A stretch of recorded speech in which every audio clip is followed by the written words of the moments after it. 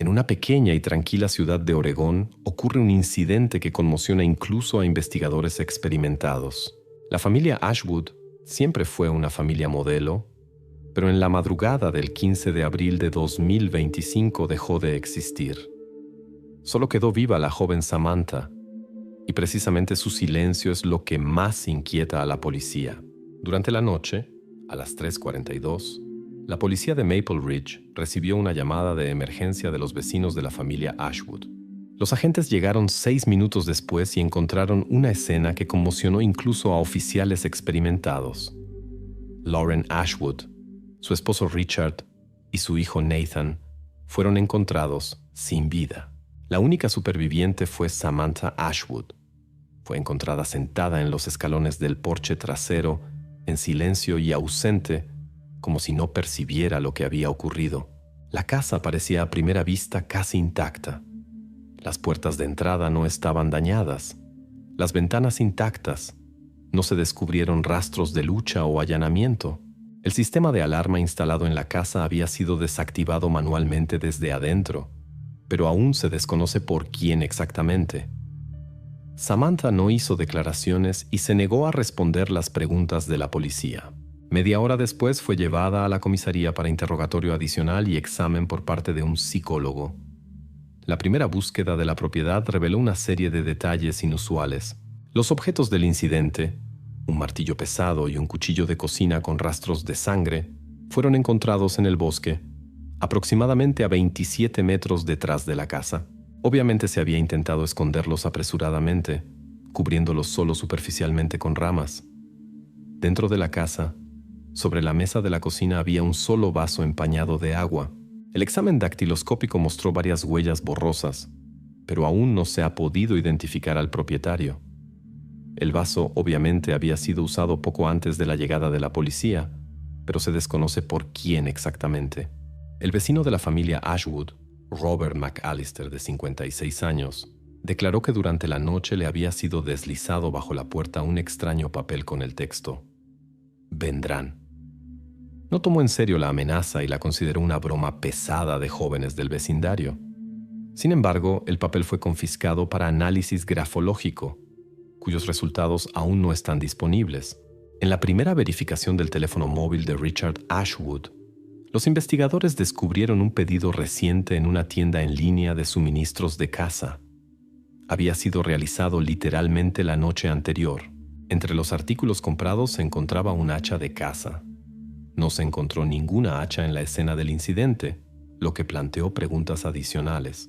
Basándose en los primeros datos, la investigación comenzó a verificar dos versiones principales. La primera versión: la intrusión de una persona extraña en la casa de la familia Ashwood.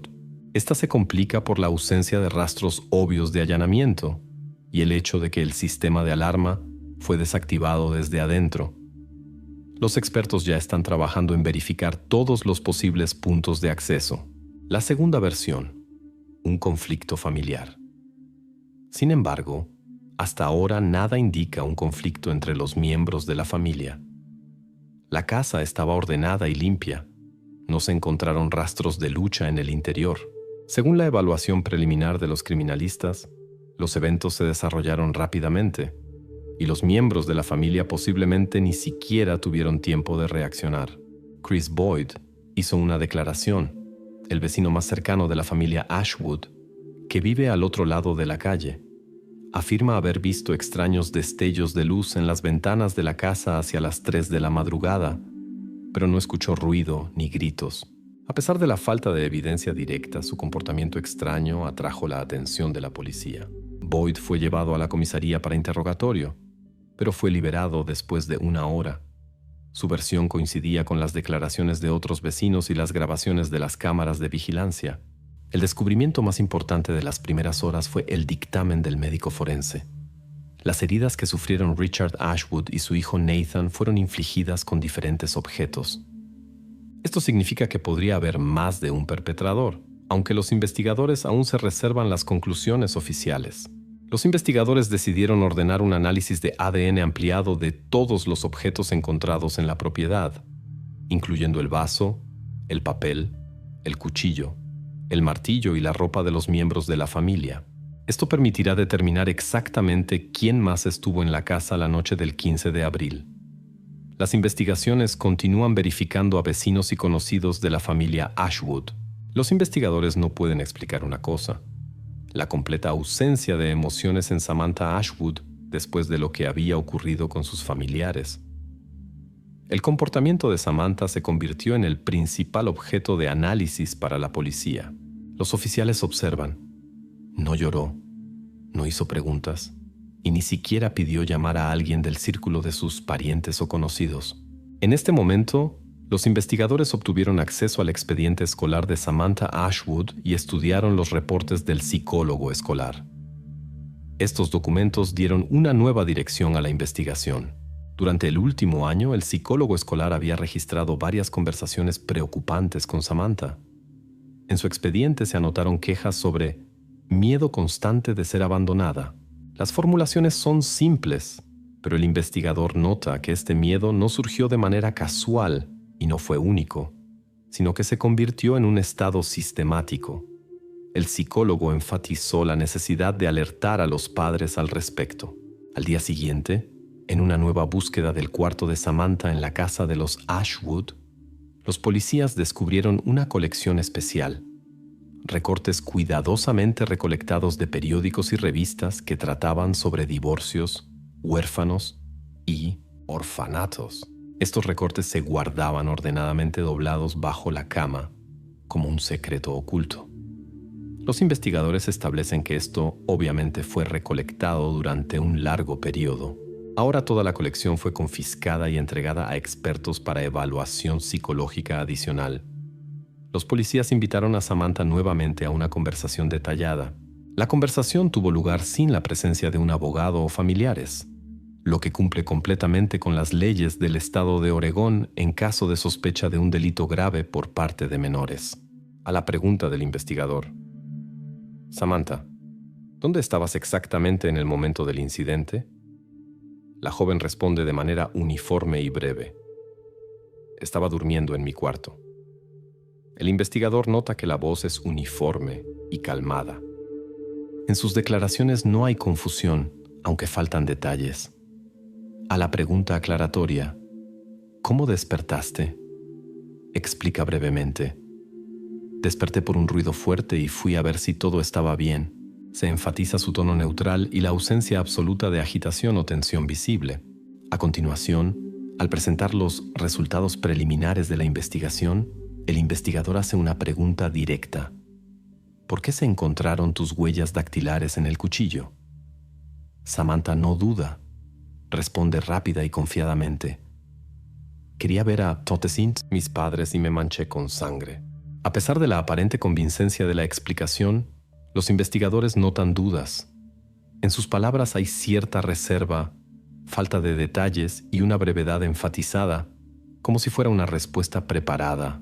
La investigación considera el reporte preliminar del psicólogo de que Samantha posiblemente enfrentó lo que se llama amnesia, relacionada con el estrés.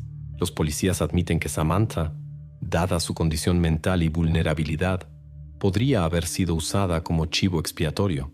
En este contexto, la policía no se apresura con acusaciones, sino que en su lugar examina cuidadosamente la posibilidad de influencia externa y manipulación de la joven por parte de alguien del entorno más cercano. Por ahora, se deja de lado la versión de su participación consciente. La investigación dirige su atención hacia la posible manipulación del comportamiento de Samantha por parte de una tercera persona, para crear una pista falsa. Pero hacia el atardecer, los especialistas forenses del departamento transmiten un nuevo descubrimiento importante. En un examen detallado del cuchillo, se encontraron microfibras en la parte interior de la hoja. El examen forense confirma: son fibras del pijama que Samantha llevaba la noche del incidente. Esta es actualmente la evidencia más importante de la participación directa de Samantha en los acontecimientos, aunque los motivos y circunstancias de esta participación aún no están claros. Este descubrimiento cambia drásticamente la táctica de la investigación. Ahora la policía y los medios comienzan a examinar seriamente a la familia Ashwood para entender si había conflictos ocultos en la familia que pudieran llevar a tales consecuencias. La atención del público y de los investigadores se desplaza hacia el pasado de los miembros adultos de la familia, las relaciones dentro del hogar y las conexiones externas de los Ashwood. La policía comienza a interrogar masivamente a amigos, conocidos y familiares de la familia Ashwood. Buscan cualquier indicio de conflictos, tensiones, secretos que pudieran explicar el comportamiento y las acciones de Samantha. El interés en los detalles de la vida familiar aumenta fuertemente, y cada pequeño detalle se vuelve importante. 3 meses antes de la tragedia, Lauren Ashwood abre una cuenta bancaria secreta. Los investigadores establecieron este hecho solo ahora, cuando la verificación de los documentos bancarios de la familia se volvió más minuciosa y sistemática. Ni su esposo ni nadie más del entorno parecía haber sido informado al respecto. Lauren mantuvo esta cuenta estrictamente en secreto de todos los familiares. Un análisis detallado de las actividades bancarias de Lauren muestra una serie de transferencias encubiertas a una cuenta de depósito separada. En los últimos 3 meses, ella transfería regularmente pequeñas cantidades para evitar la atención del banco y de su marido. La última transferencia, la más grande, $5,000, se realizó un día antes de la tragedia. En total se habían ahorrado aproximadamente $28,000. Los investigadores también obtuvieron acceso a la correspondencia personal de Lauren. Entre los numerosos correos electrónicos, se descubrió uno enviado a un abogado 2 semanas antes de los eventos trágicos. El texto de la carta es lacónico y cauteloso, pero significativo. Necesito un lugar seguro para los jóvenes. Urgente. El abogado se niega por ahora a hacer comentarios alegando la confidencialidad de la relación cliente-abogado, pero la policía ya está preparando una solicitud oficial para la divulgación de los detalles de la correspondencia.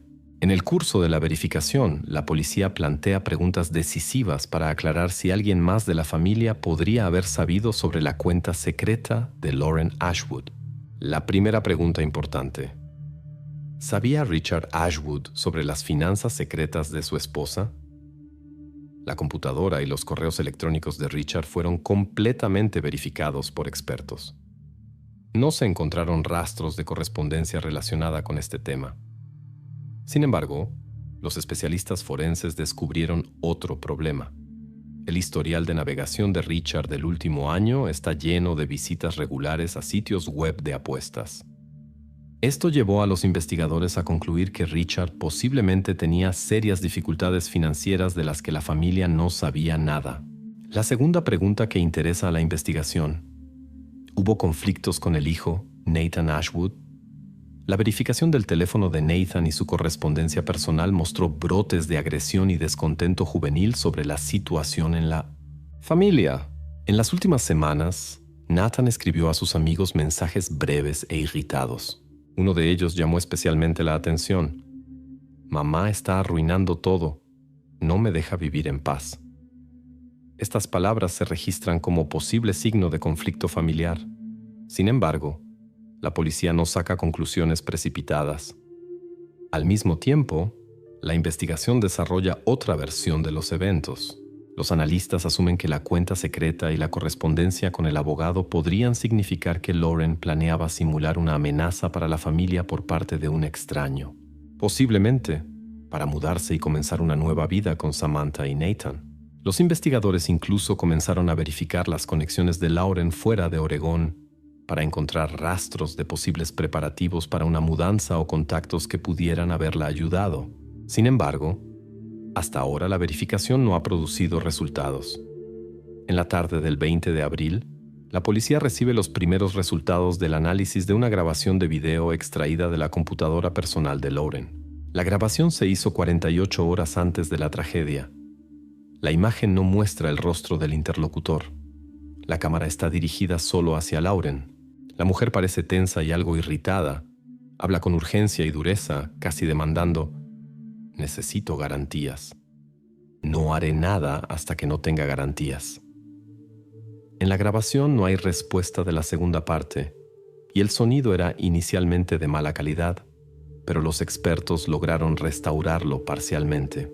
Los resultados del análisis de voz llevan a un giro inesperado en la investigación. La policía anuncia que el interlocutor de Lauren Ashwood Es un joven masculino, definitivamente no su esposo, y no es la voz de un hombre adulto, sino de un joven, aproximadamente de la edad de su hijo Nathan. La policía es cautelosa en sus conclusiones y no identifica oficialmente la voz por ahora, pero la versión de una amenaza externa que no proviene del esposo se vuelve cada vez más probable. Los investigadores intensifican la búsqueda de otros contactos de Lauren, especialmente entre conocidos jóvenes que rodeaban a su hijo. Ahora, la atención de los investigadores se concentra en los nuevos hechos revelados por la auditoría financiera y el análisis de las grabaciones. La familia Ashwood ya no parece tan tranquila y ejemplar como la conocían sus vecinos. Ahora está llena de conflictos ocultos y secretos que gradualmente salen a la superficie y cambian toda la imagen del incidente. Inesperadamente se presenta un testigo que anteriormente nadie había tomado en serio. Varios residentes informaron a la policía que habían visto un vagabundo por la noche cerca de la casa de los Ashwood. Los investigadores se ven obligados a verificar este hecho para descartar una amenaza externa, pero pronto la historia se complica con nuevos descubrimientos. Los policías identificaron rápidamente al visitante nocturno. Era Louis Hayes, un hombre de 47 años sin domicilio fijo, bien conocido en Maple Ridge. Esa noche fue captado por las cámaras de vigilancia de una tienda abierta las 24 horas, ubicada a 1,5 kilómetros de la casa de los Ashwood. El tiempo de grabación es exacto, las 2:30 de la madrugada. Louis compró cigarrillos, lo que confirmó documentalmente su presencia en la ciudad. Paralelamente, los investigadores verificaron la localización GPS del teléfono de Nathan Ashwood. Los datos confirmaron un hecho inesperado. Nathan salió de la casa a las 2:10 y regresó solo a las 2:47. Esto significa que estuvo ausente aproximadamente 37 minutos, lo que encaja logísticamente perfectamente con la distancia a la tienda y de vuelta. Sin embargo, Nathan no se ve en las grabaciones de las cámaras de la tienda, lo que significa que su ruta y destino permanecen desconocidos por ahora. La investigación analiza la coartada de Louis Hayes en detalle. Los expertos verifican cuidadosamente su ruta y el tiempo de su movimiento. Considerando la velocidad de caminata de una persona promedio de 5 kilómetros por hora, Louis no habría tenido tiempo de caminar desde la tienda hasta la casa de los Ashwood y regresar en tan poco tiempo. La coartada de Louis se confirma completamente, respaldado por documentos oficiales y grabaciones de video. Sin embargo, durante el registro en casa de Louis se encontró un objeto sospechoso, una mochila hecha a mano en la que había una carta con la frase ya conocida por los investigadores: "Ellos vendrán". El análisis de escritura confirmó que la caligrafía de la nota era idéntica a la que había recibido el vecino de los Ashwood, Robert McAllister. Esto dirigió temporalmente la atención de la policía nuevamente hacia Louis. Surgió la versión del chantaje. Los investigadores sospecharon que Louis Hayes podría haber usado las cartas de amenaza para extorsionar dinero o aprovechar la creciente tensión en la familia Ashwood. La versión parecía convincente, considerando las dificultades financieras de Richard y la cuenta secreta de Lauren. Pero pocas horas después se descubrió que Louis no tenía conexión con los miembros de la familia, ni correspondencia, ni llamadas. Nadie de la familia había mencionado su nombre antes. No se encontraron transferencias de dinero a él. El análisis de escritura determinó adicionalmente que las muestras de escritura tomadas de Louis Hayes categóricamente no coincidían con la caligrafía de las cartas encontradas. La escritura había sido artificialmente alterada, obviamente por alguien que se esforzaba por dirigir la investigación hacia una pista falsa. Exactamente en este momento, la policía recibe los resultados de otro análisis. En el sobre con las amenazas se encontró una huella de ADN clara que esta vez no deja lugar a dudas. Este ADN pertenece a Samantha Ashwood.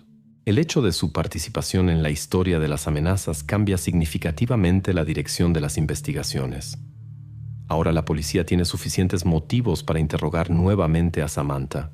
Esta vez se decide realizar la conversación con la participación de un psicólogo forense, capaz de revelar las sutilezas del comportamiento y estado de Samantha. La investigación se acerca a la reconstrucción psicológica definitiva de los eventos de esa noche.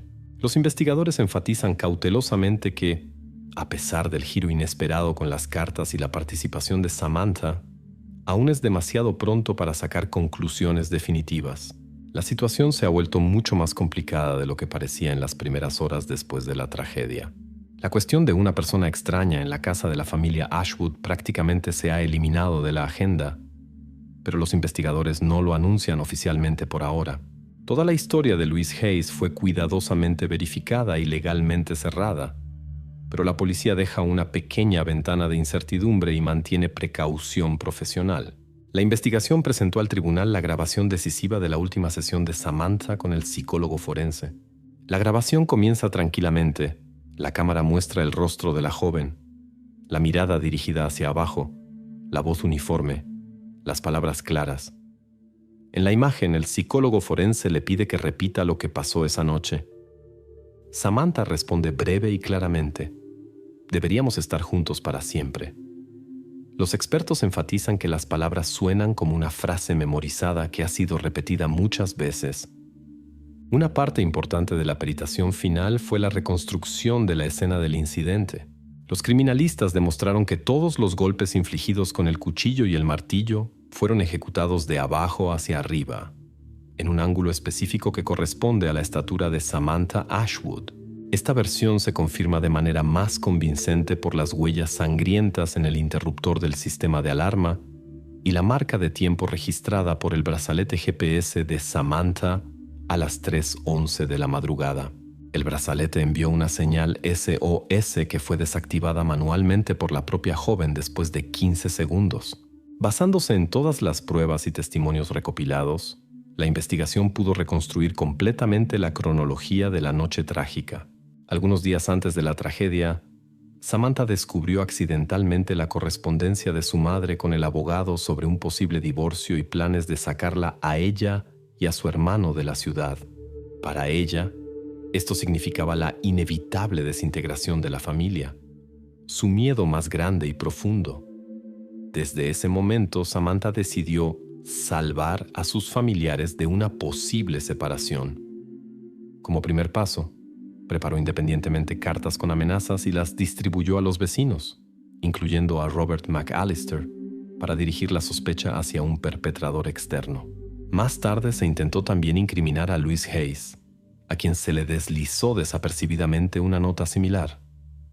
En la noche, cuando sus padres dormían profundamente, Samantha salió de su habitación. Su primer objetivo fue su hermano Nathan. Usó el martillo. Nathan despertó, trató de defenderse, pero no pudo defenderse efectivamente. Sus intentos de salir están documentados por huellas de lucha en la habitación. Después, Samantha tomó un cuchillo y fue al dormitorio de los padres. El ruido de la lucha despertó al padre, Richard, pero no tuvo tiempo de reaccionar. Los golpes fueron ejecutados rápidamente, uno tras otro, con confianza. Luego, Lauren Ashwood sufrió un destino similar. Después del acto, Samantha salió de la casa, escondió los objetos utilizados en el bosque, regresó y activó su brazalete GPS, que envió una señal SOS. Luego inmediatamente desactivó el sistema de alarma en la casa y dejó una huella dactilar sangrienta en el panel de control. Su última acción fue un grito fuerte pidiendo ayuda, después del cual corrió a la casa del vecino Chris Boyd. Exactamente allí la encontró la policía, que llegó en respuesta a la llamada. Durante el último interrogatorio, los investigadores mostraron a Samantha la carta de su madre al abogado sobre el divorcio. Por primera vez mostró una reacción emocional.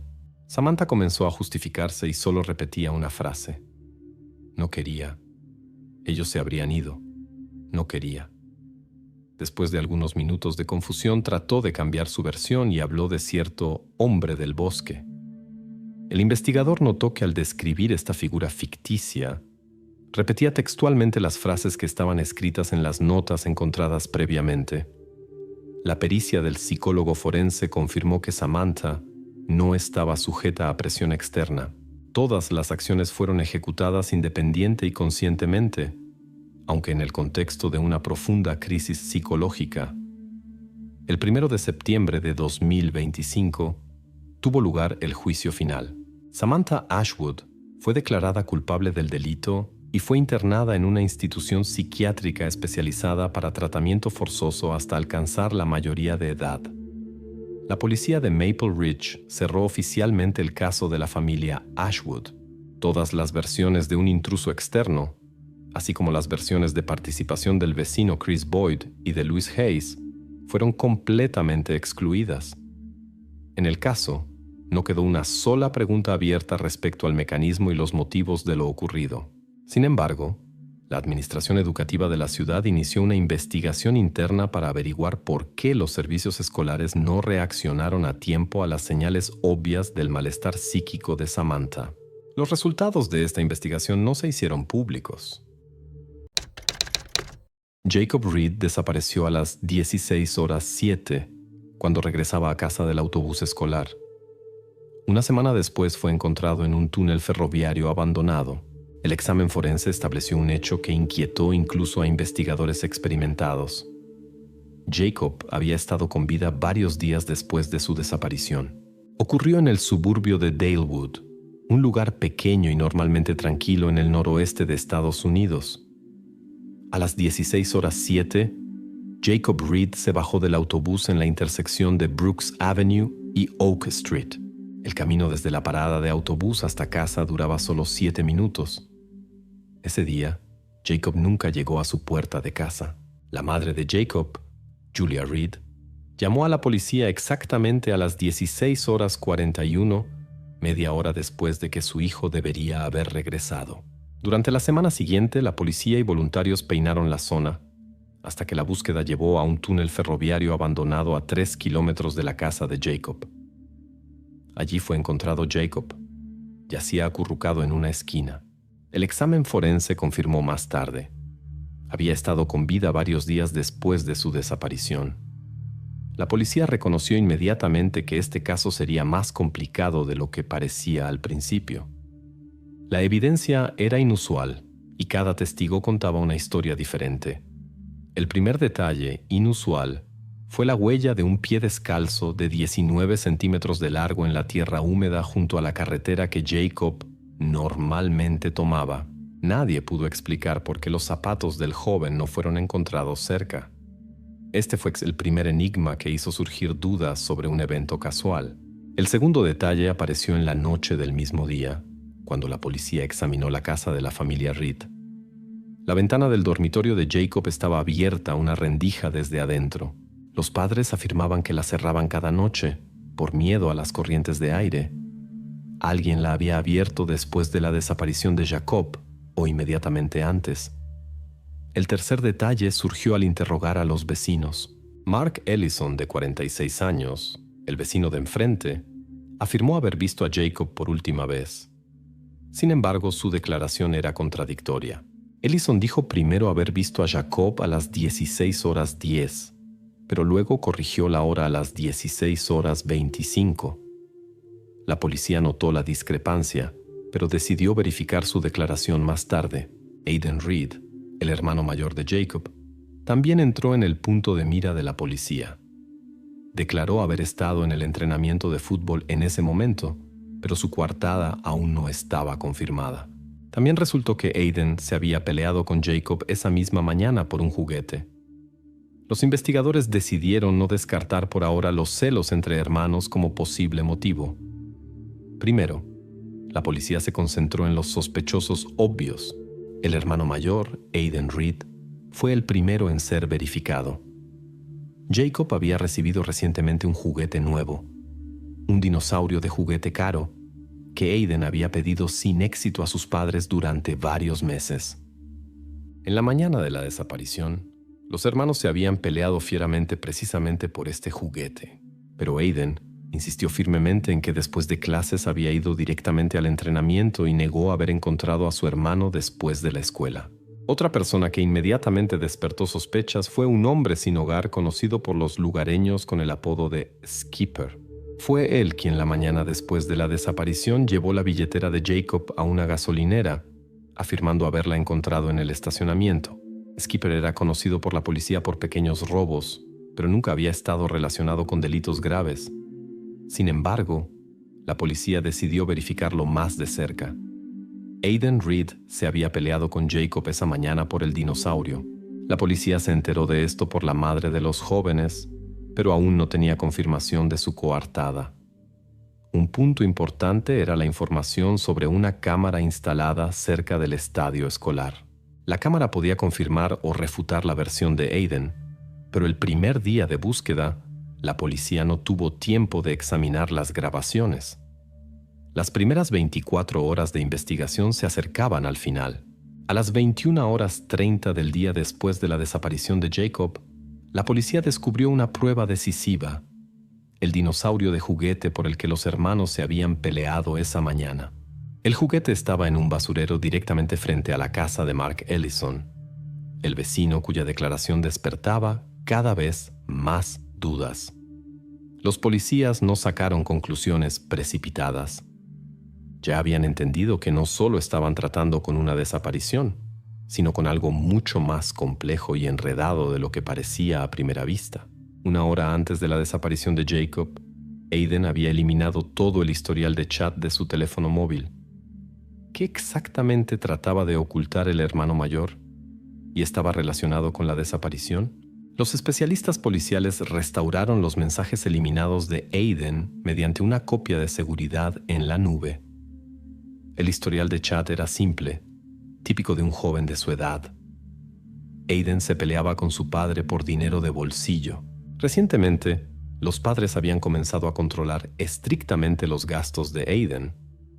Ahora tenía que justificarse ante sus amigos sobre por qué ya no podía participar en sus actividades habituales. Pero entre los mensajes inofensivos, los policías se toparon con una frase enviada pocas horas antes de la desaparición de Jacob. Hoy se decidirá todo.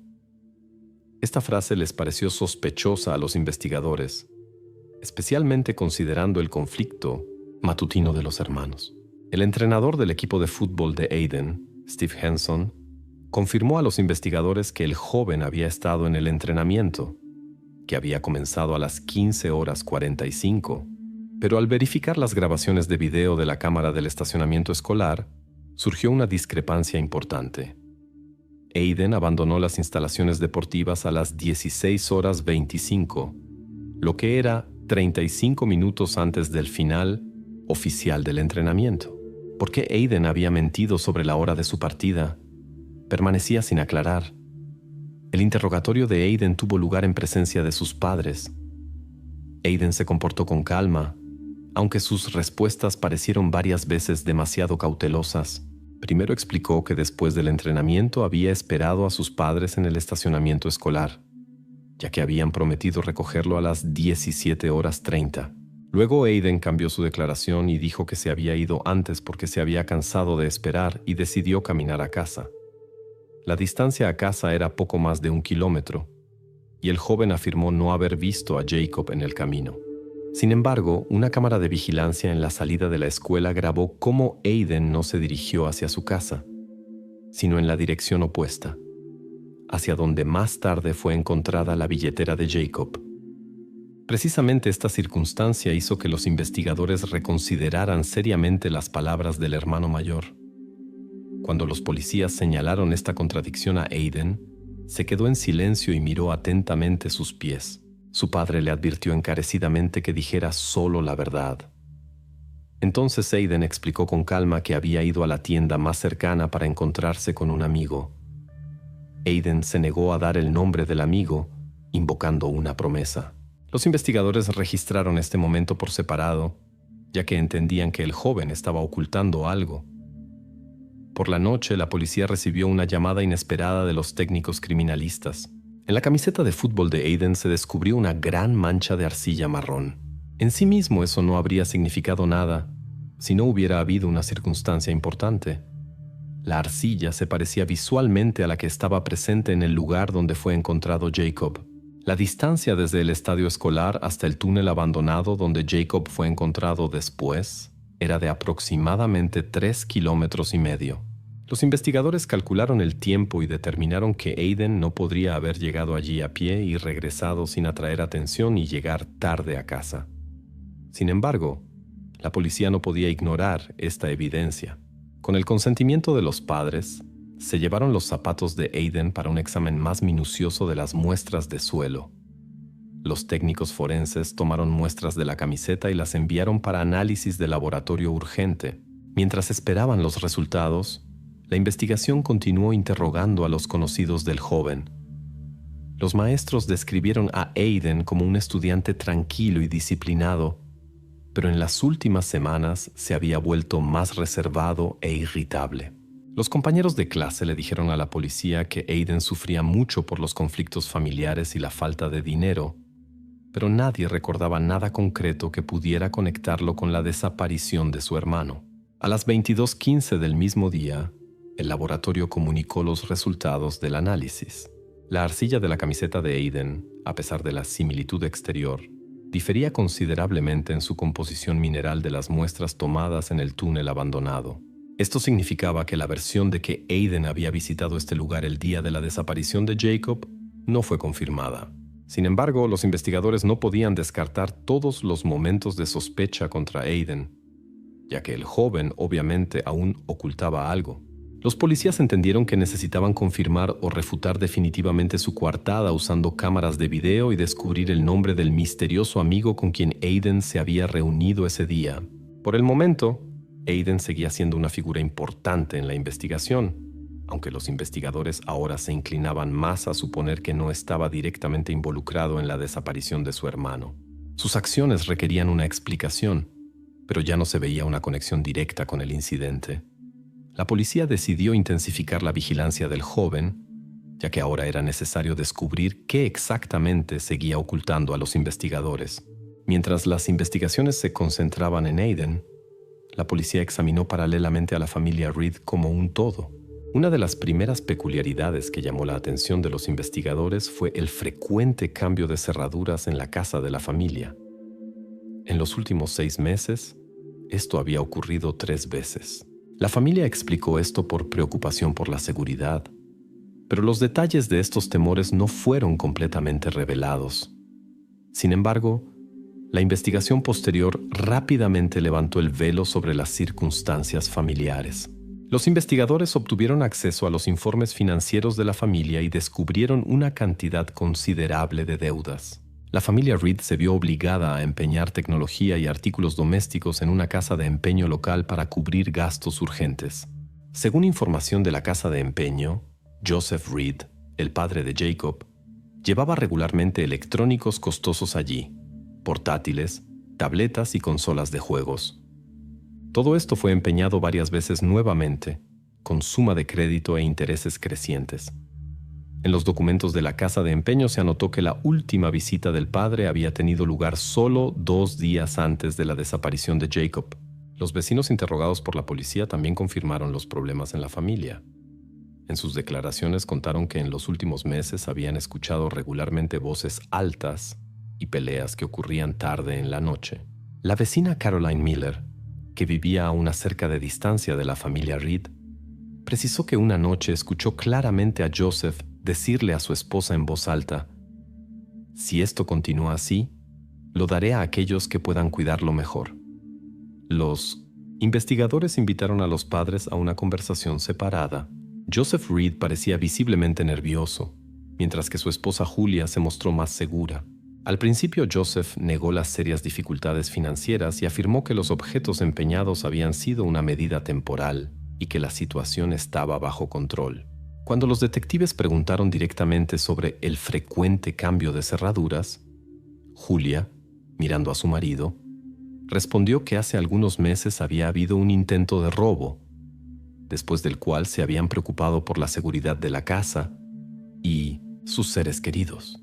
Sin embargo, al verificar con la policía, resultó que no había llegado ninguna denuncia oficial sobre intentos de robo de la familia Reed a la estación local. Los investigadores sospecharon un posible motivo para la desaparición de Jacob. Las dificultades financieras podrían haber llevado a alguien del entorno de la familia a un paso desesperado por un rescate. Sin embargo, esta versión rápidamente perdió relevancia. Desde la desaparición del joven no había llegado ni una sola llamada con demandas de dinero a la familia. No obstante, la investigación continuó examinando el incidente de las peleas nocturnas. Las amenazas del padre registradas por los vecinos sonaban serias. La frase, "lo daré a aquellos que cuidan mejor", se convirtió en motivo para verificar cuidadosamente todos los contactos de Joseph Reed en los últimos meses.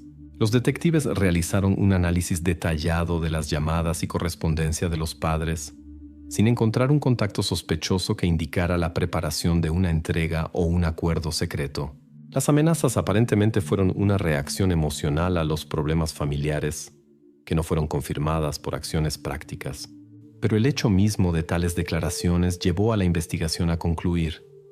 Las relaciones en la familia habían estado tensas y difíciles mucho antes de la desaparición de Jacob, lo que inevitablemente debió afectar la atmósfera general en la casa y el comportamiento de sus miembros.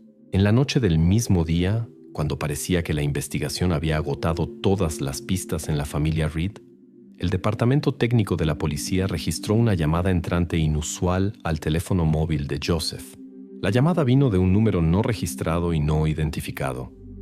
El llamador no se presentó y solo dijo una palabra casi en susurro: túnel. Esta llamada cambió abruptamente el curso de las investigaciones. La policía inmediatamente tomó control del teléfono de Joseph Reed e inició una verificación técnica. La voz del llamador era masculina, pero su identidad no pudo ser establecida inmediatamente. También quedó poco claro por qué había llamado específicamente al padre y qué significaba ese único término. La familia Reed estaba extremadamente perturbada. Joseph aseguró a la investigación que no había reconocido la voz del llamador. Julia, por el contrario, afirmó que no tenía idea de quién podría haber hecho tal llamada y por qué. Se aconsejó a ambos padres quedarse en casa e informar a la policía sobre todos los contactos posteriores. En este momento, la atención de los investigadores se dirigió nuevamente al entorno exterior de la familia. Se decidió rastrear inmediatamente esta llamada para obtener al menos una pista sobre el llamador. El padre de Jacob se convirtió en una figura clave de las investigaciones por otra razón. Podría saber más de lo que le decía a la policía sin darse cuenta él mismo. La investigación mantuvo a la familia bajo la sombra de la sospecha, aunque no había evidencia directa de su participación en la desaparición. Sin embargo, estaba claro para la policía. Alguien cerca de la familia sabía mucho más de lo que decía, y posiblemente estaba conectado con las circunstancias que habían llevado a la desaparición de Jacob.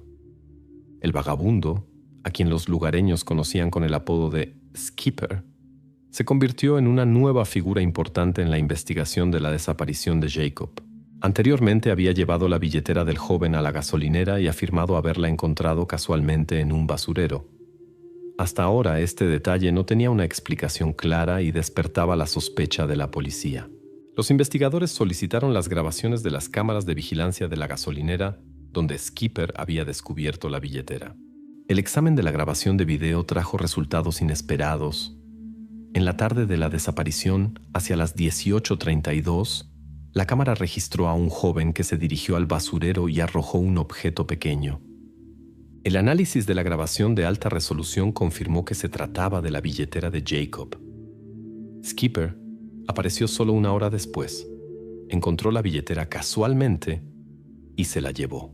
La policía realizó inmediatamente un reconocimiento facial del joven registrado en el video. El sistema lo reconoció como Joe Lamb, un amigo de Aiden, a quien el propio Aiden ya había mencionado en sus declaraciones.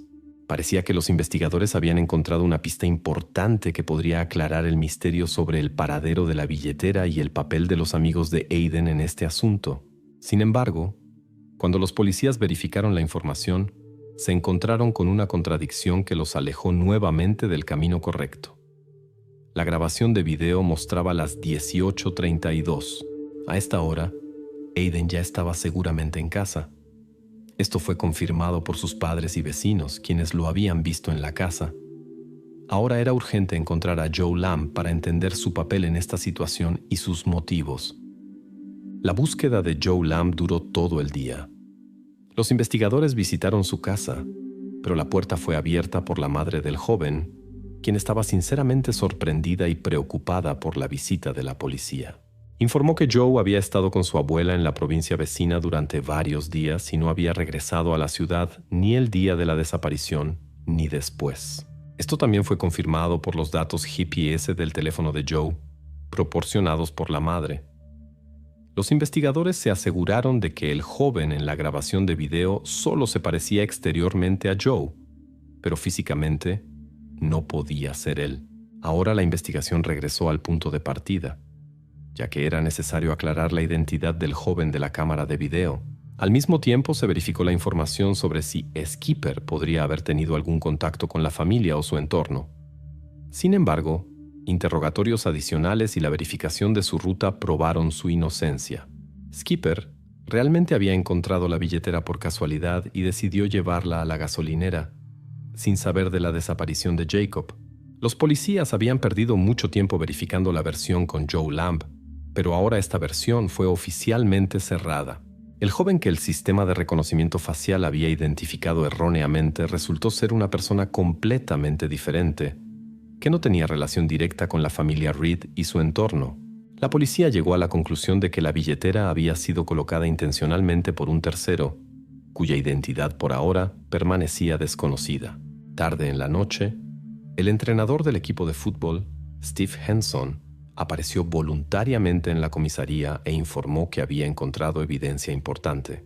Entregó a la policía una foto grupal del equipo, tomada un día antes de la desaparición de Jacob. En la foto se podía ver claramente que en el zapato deportivo derecho de Aiden estaba la misma mancha de arcilla marrón que había despertado previamente la sospecha de los investigadores. Los expertos compararon inmediatamente la muestra de arcilla de la foto con los datos obtenidos en el laboratorio.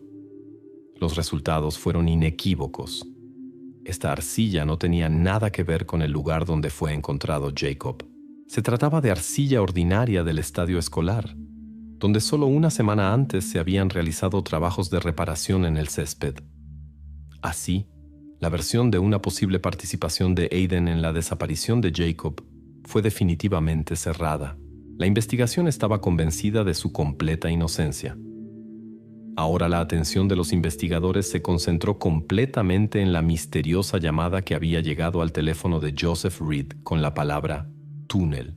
El llamador desconocido obviamente intentaba comunicar algo, y los policías entendieron que él era ahora la clave de todo el misterio de lo sucedido. Los próximos días de la investigación deberían dar respuestas a las preguntas más importantes. La investigación tenía que descubrir quién exactamente había llamado y por qué había usado precisamente esa palabra. De esta información dependía el esclarecimiento de todas las circunstancias de la desaparición de Jacob Reed.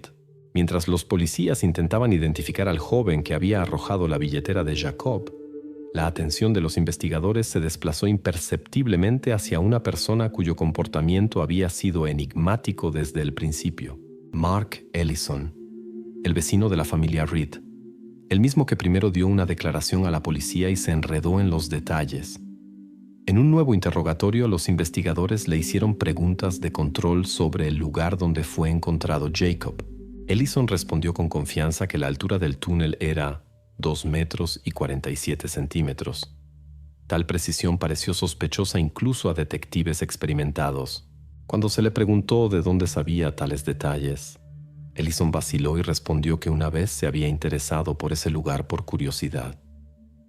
Pero su voz y su mirada traicionaron nerviosismo. Sobre esta base, la investigación decidió realizar con su consentimiento una inspección preliminar de la casa de Ellison. En el sótano, la policía encontró un medidor láser de distancia profesional, un dispositivo que puede medir distancias con precisión milimétrica. La presencia de tal dispositivo en sí no era ilegal, pero parecía inusual para alguien que afirmaba dedicarse a reparaciones domésticas ordinarias. Además del medidor de distancia, otro detalle llamó la atención de los detectives. Entre los documentos presentados para inspección había un extracto de un pedido de Amazon, realizado hace 2 meses. Se trataba de muebles infantiles, un pequeño armario y una cama. Lo extraño era que el pedido no estaba a nombre del propio Mark, sino a nombre de Jacob E. Los investigadores no podían ignorar el hecho de que las primeras letras del nombre y apellido de Jacob Reed coincidían con el nombre indicado en el pedido. En el interrogatorio posterior, Ellison explicó tranquilamente que los muebles infantiles habían sido pedidos para un cuarto de huéspedes. Pero sus palabras contradecían los hechos que la policía había descubierto previamente. En la casa de Ellison no había señales de remodelación de una habitación para huéspedes o cualquier otra área residencial. Los muebles infantiles estaban en el garaje, aún en su embalaje original. Los investigadores insistieron en explicaciones. ¿Por qué fueron pedidos los muebles a nombre de Jacob E? Ellison afirmó que solo había sido un error de la tienda en línea, que no había corregido. Pero al verificar con el servicio al cliente de Amazon, quedó claro que el comprador había ingresado el nombre él mismo al realizar el pedido. Ellison se enredaba cada vez más, y la investigación comenzó a entender que tenía razones para ocultar hechos a la policía. Para disipar las sospechas, Ellison ofreció voluntariamente a la policía sus muestras de ADN. Los expertos forenses verificaron estas muestras inmediatamente con una prueba primaria rápida. Los resultados llegaron la noche del mismo día y fueron negativos. El ADN de Ellison no coincidía con ninguna de las huellas encontradas en el juguete de dinosaurio que había sido asegurado previamente del contenedor de basura. Por un breve tiempo, esto pareció ser una prueba convincente de su inocencia, pero la policía decidió ser cautelosa y realizar un examen más minucioso del objeto. Exactamente esta decisión cambió completamente la actitud hacia la evidencia más tarde. El médico forense hizo un descubrimiento alarmante al examinar el juguete bajo un potente microscopio de laboratorio. La superficie del dinosaurio de juguete había sido tratada cuidadosamente con un agente con cloro. Todas las huellas de ADN extraño habían sido eliminadas químicamente de manera intencional.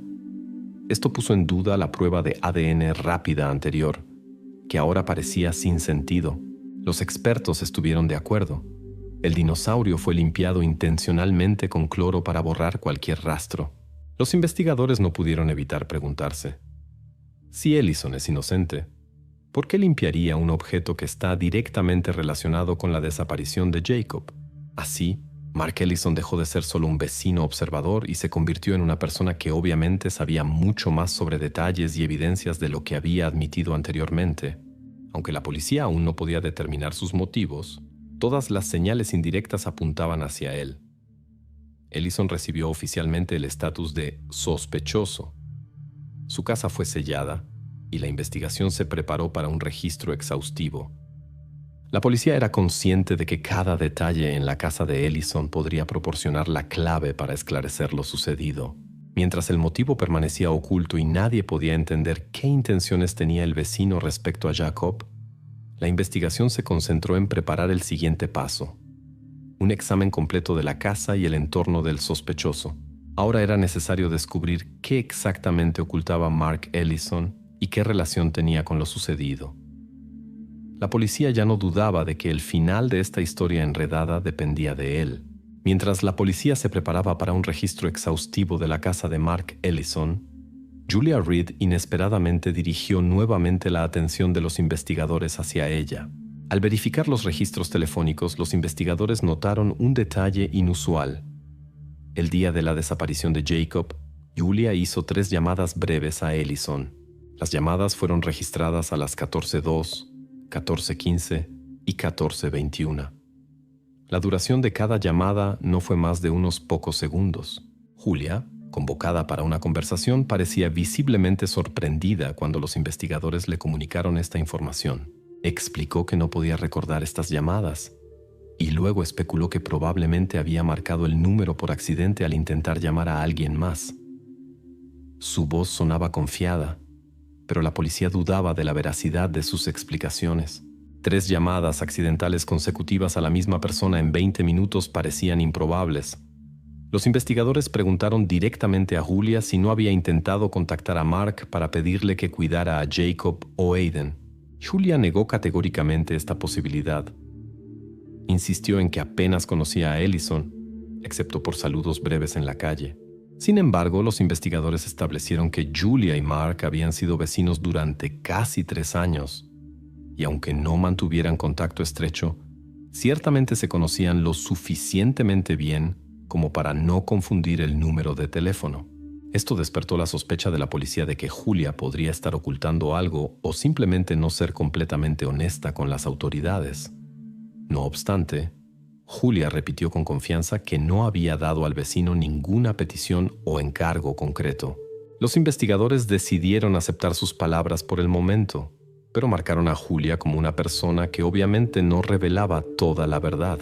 El mismo día apareció en un blog local una publicación basada en rumores que afirmaba que supuestamente había existido una aventura entre Julia y Mark Ellison. El autor del blog se basaba en las palabras de vecinos anónimos que afirmaban haber visto a Julia y Mark hablando entre ellos en la calle tarde en la noche. La policía no podía ignorar tales rumores, ya que esto podría explicar el extraño comportamiento de ambos. Para verificar esta versión, los investigadores solicitaron un estado detallado de las facturas telefónicas de Julia y Mark de los últimos 3 meses. Sin embargo, el análisis de los datos no confirmó ninguna correspondencia por SMS u otras señales indirectas de relaciones personales. La investigación concluyó que esta versión era otra pista falsa y la cerró temporalmente para dirigir su atención nuevamente a evidencias más concretas. Mientras tanto, el examen técnico en la casa de Mark Ellison continuó. Se hizo un descubrimiento inesperado en el contestador automático de su teléfono fijo. Los expertos policiales pudieron restaurar un borrador grabado pero no enviado de un mensaje de voz. En la grabación se escuchaba claramente una voz femenina, calmada pero ligeramente tensa, que decía: «Por favor, llama cuando veas a Jake regresar a casa». Este mensaje no fue enviado, sino que se encontraba en estado de borrador. La policía comparó inmediatamente la voz con la de Julia Reed, pero no obtuvo una conclusión rápida. Las voces eran similares, pero para una confirmación precisa se requería un análisis espectral que tomaba tiempo. Este descubrimiento cambió considerablemente la situación. Si la voz realmente pertenecía a Julia, su explicación sobre las llamadas accidentales se desmoronaría completamente. Si la voz era extraña, significaba que había otra mujer en el caso cuyo papel era completamente incierto. Mientras la voz no fuera identificada, la policía decidió dejar temporalmente de lado los momentos activos de sospecha contra Julia y designarla en los documentos como testigo cuya declaración necesitaba verificación adicional. Además, los investigadores se prepararon para una fase importante de la investigación. Recibieron la autorización oficial para un registro minucioso de la casa de Mark Ellison, incluyendo la verificación de la presencia de una habitación o cuarto secreto. La policía sospechaba que el descubrimiento de esta habitación podría dar pistas importantes sobre los eventos relacionados con la desaparición de Jacob. Por lo tanto, las tareas principales para la siguiente fase de la investigación permanecían como la identificación de la voz femenina del contestador automático y el examen completo del apartamento de Mark. Julia Reed pasó temporalmente a segundo plano, pero la investigación no se apresuró a eliminarla definitivamente de la lista, esperando los resultados del análisis espectral. La investigación se acercaba a su clímax y cada siguiente pista podría ser decisiva. En la casa de Mark Ellison comenzaron extensas medidas operativas. Los investigadores inspeccionaron cada habitación, pero el sótano atrajo especial atención. Allí se descubrió una construcción inusual, una pared de paneles de yeso que se diferenciaba claramente de las otras. Los policías la abrieron, removiendo cuidadosamente los paneles, y ante ellos se presentó una imagen que conmocionó incluso a los operativos experimentados. Detrás de la pared falsa se ocultaba una pequeña habitación cuidadosamente acondicionada. Era una copia casi completa del dormitorio de Jacob Reed. Los mismos colores de las paredes, muebles similares e incluso detalles de decoración idénticos. Lo más impactante fue que en un estante había un juguete, un dinosaurio de plástico, exactamente igual al juguete favorito de Jacob, que había sido encontrado anteriormente en el contenedor de basura. La investigación inmediatamente convocó a Mark Ellison para una explicación. Él, que hasta entonces había permanecido tranquilo, se puso visiblemente pálido cuando vio la pared desmontada. Comenzó a justificarse inseguramente, diciendo que solo había ayudado a la familia Reed con la renovación y que la habitación supuestamente había sido destinada para Jacob por deseo de la madre de Jacob. Sin embargo, los policías rápidamente descubrieron que todos los muebles eran nuevos, ordenados por el mismo Ellison, y no tenían nada que ver con el apartamento real de la familia Reed. Cuando los investigadores presentaron al vecino evidencia de que los muebles habían sido comprados recientemente y específicamente a nombre de Jacob E., Zrenia Ellison no encontró palabras apropiadas y enmudeció. Ya no intentó negar el hecho de que él mismo había acondicionado esta habitación, aunque se negó a explicar por qué necesitaba hacer una copia completa del cuarto de Jacob. Mientras tanto, los técnicos forenses comenzaron el examen cuidadoso de la habitación. En una de las paredes descubrieron varias huellas dactilares claras que pertenecían a un adulto, así como una más pequeña que obviamente pertenecía a un joven. Una verificación inicial en la base de datos inmediatamente descartó que fuera la huella dactilar de Jacob. La policía sospechó que alguien más podría haber estado en la habitación, posiblemente otra persona que hasta ahora no había aparecido en el caso. Este descubrimiento desconcertó a la investigación durante varias horas. Las fuerzas operativas incluso comenzaron a verificar versiones sobre un posible secuestrado adicional u otro testigo desconocido. Parecía que la investigación podría llegar nuevamente a un callejón sin salida debido a la incertidumbre con esta huella dactilar. Las fuerzas operativas comenzaron a comparar la huella con los datos de todos los conocidos de la familia Reed y de Ellison. Se involucró un laboratorio forense especial para acelerar el proceso de identificación. Mientras la policía esperaba los resultados, el mismo Ellison permanecía en una habitación separada bajo observación y mantenía una calma visible, aunque la tensión se hacía evidente a través de sus gestos y movimientos. La investigación ya no dudaba de su participación, pero necesitaba aclarar todos los detalles de lo sucedido. Tarde en la noche de ese día, los expertos de la Oficina Federal de Investigación Criminal reportaron resultados inesperados y al mismo tiempo inquietantes. Después de un examen renovado y más minucioso, resultó que la misteriosa huella dactilar desconocida en la pared realmente pertenecía a Jacob Reed. Originalmente, la huella había sido distorsionada por la humedad en la habitación, razón por la cual el programa de reconocimiento no pudo identificarla inmediatamente. Ahora la situación cambió drásticamente. Quedó completamente claro que Jacob había estado en esta habitación oculta durante al menos varios días. Además, los médicos forenses, después de comparar toda la evidencia y las condiciones de la habitación, llegaron oficialmente a la conclusión de que Jacob había pasado 4 días en el sótano de la casa de Ellison. La investigación estableció la fecha exacta en que Jacob dejó de estar con vida. Ocurrió el 14 de mayo.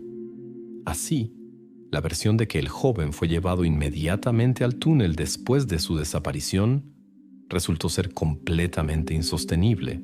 Ahora los investigadores entendieron claramente que Ellison había escondido a Jacob en su casa y lo había camuflado cuidadosamente. El vecino se convirtió definitivamente en el principal sospechoso. Debido a estas circunstancias, las fuerzas operativas comenzaron una investigación aún más detallada de toda la casa de Ellison. La policía buscó toda evidencia escrita o digital que pudiera ayudar a entender sus motivos e intenciones. El interés especial se centró en un posible diario o registros del sospechoso que pudieran revelar detalles de su plan. La investigación se acercaba a resolver el misterio principal de este caso enredado, pero entendía que aún quedaban algunos pasos importantes por dar hasta el esclarecimiento completo. Ahora todo el foco de la investigación se concentró en descubrir los registros de Ellison y aclarar la verdadera razón que lo llevó a tal acto. En la madrugada, los investigadores continuaron la búsqueda minuciosa de la casa de Mark Ellison. En el garaje, entre cajas viejas etiquetadas como Impuestos 2022, se encontró un cuaderno gastado. Era un diario, escrito con letra limpia y pequeña. En el interior, los policías encontraron registros que los obligaron a reevaluar completamente la personalidad del sospechoso. Cada página del diario estaba dedicada a Jacob. Mark anotaba literalmente todo: el horario diario, las rutas del autobús, la comida favorita e incluso los hábitos del joven. En algunas páginas estaban registrados detalladamente fragmentos de conversaciones que Ellison había escuchado a través de la ventana abierta del dormitorio de Jacob. Estos registros se habían llevado regularmente durante los últimos 9 meses. La policía entendió que el vecino había estado recopilando información tan detallada como fuera posible y aparentemente tenía un objetivo concreto. Pero el mismo Ellison insistía durante el interrogatorio que solo se interesaba por la psicología y registraba las observaciones exclusivamente por interés personal. Sin embargo, los investigadores entendieron inmediatamente que esto era solo un torpe intento de justificación. Al examinar el diario, una frase que aparecía repetidamente llamó especial atención: nueva familia. Según los registros, Ellison planeaba crear una familia según su concepción ideal, y Jacob debía ser parte de ella.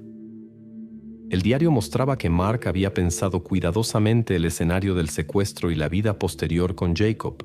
Describía situaciones como si ya hubieran ocurrido y fantaseaba sobre desayunos compartidos, excursiones y paseos. Los investigadores exigieron explicaciones, pero Ellison guardó silencio obstinadamente e intentó mantenerse distante y tranquilo. En su comportamiento había una confianza en su propia intocabilidad. Sin embargo, los detalles del diario ya no le permitían esconderse detrás de la máscara del vecino que accidentalmente había caído en el centro de los eventos. Adicionalmente, un detalle confundió a los investigadores. En el diario se mencionaba repetidamente a una tercera persona, alguien con el nombre o la designación M. Mark lo describía como amigo de Jacob, lo que llevó a la policía a asumir la existencia de un cómplice o una segunda persona involucrada en los eventos.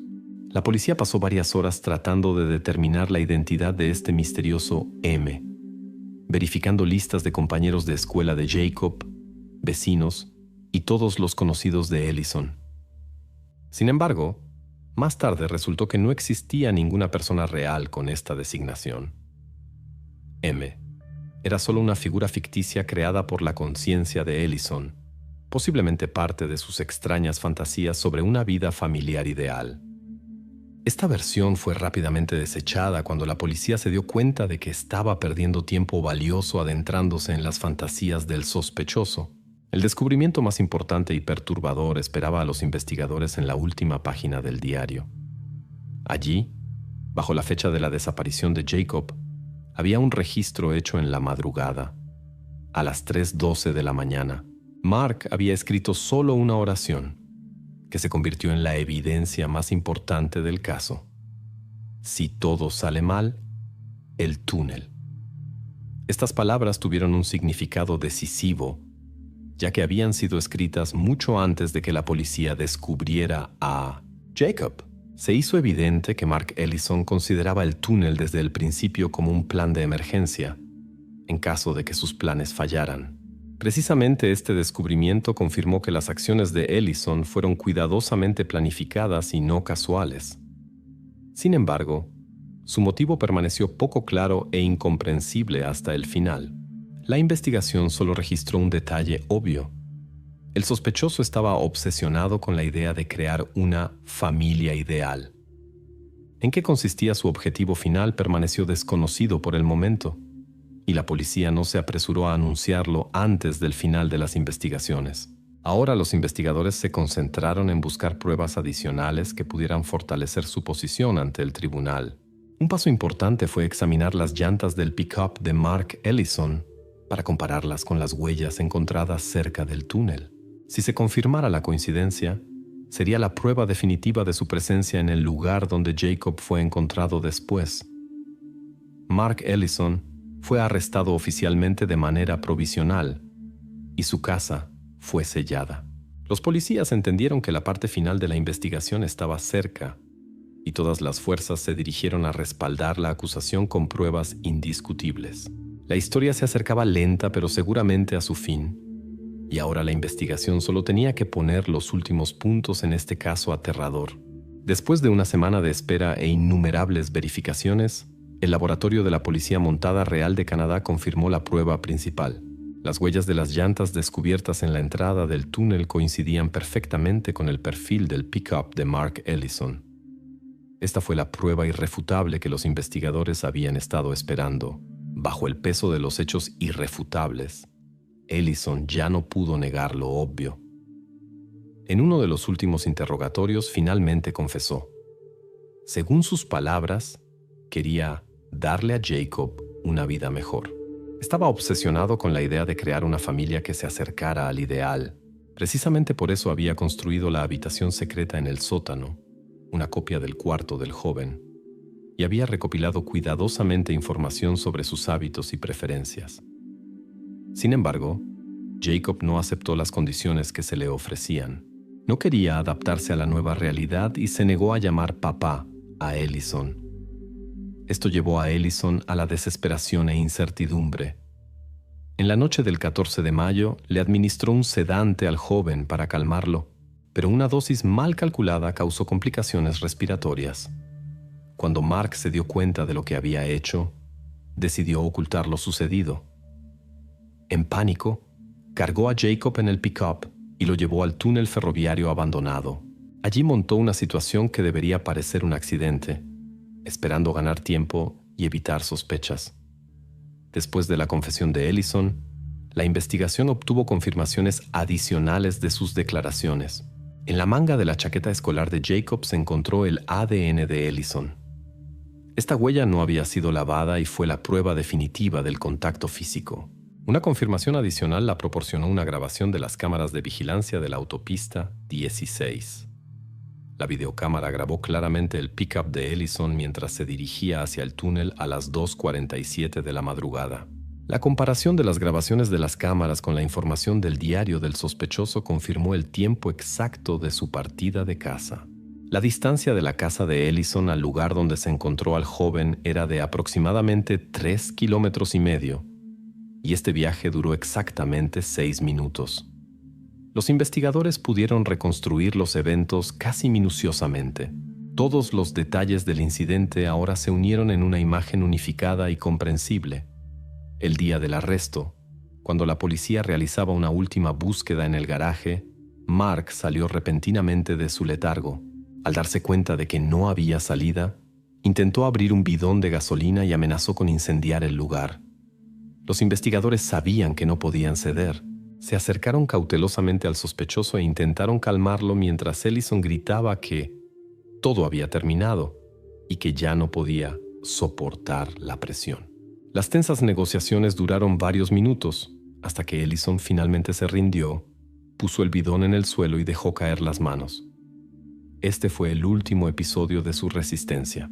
El juicio contra Mark Ellison comenzó en noviembre de 2024. A pesar de las pruebas detalladas y la confesión del mismo Ellison, algunos detalles de su motivo nunca fueron completamente revelados al público. Los psicólogos explicaron el comportamiento de Ellison durante el juicio por el deseo obsesivo de crear una familia que él consideraba ideal. Sin embargo, la razón exacta para la elección de precisamente ese túnel permaneció oculta del público general y se incluyó en la parte confidencial del expediente. El 20 de noviembre de 2024, Mark Ellison fue condenado a cadena perpetua sin posibilidad de libertad condicional anticipada. Después del anuncio de la sentencia, fue llevado a la prisión de Wabash, donde debería pasar el resto de su vida. Las investigaciones fueron oficialmente concluidas. La policía cerró todas las versiones y pistas falsas que habían surgido anteriormente. El hermano mayor de Jacob, Aiden, fue completamente exonerado y declarado inocente. El vagabundo con el apodo Skipper fue clasificado como un testigo casual que no tuvo nada que ver con el incidente. También los momentos de sospecha contra el padre de Jacob resultaron ser falsos y fueron descartados. Lo único que permaneció en secreto fue el motivo psicológico final que explicaba por qué Ellison había elegido precisamente ese túnel para completar su plan. Los expertos solo especularon cautelosamente que esto estaba relacionado con el intento de Mark de regresar inconscientemente a su propia infancia, pero esta cuestión permaneció definitivamente en la parte confidencial del expediente. Así terminó una de las historias más sensacionales y trágicas del suburbio de Dalewood. La investigación había cumplido su tarea, restablecido la justicia y aclarado todas las preguntas clave, dejando solo un detalle sin respuesta definitiva. Pero precisamente este detalle seguirá proporcionando discusiones y debates durante mucho tiempo entre aquellos que estuvieron familiarizados con esta investigación.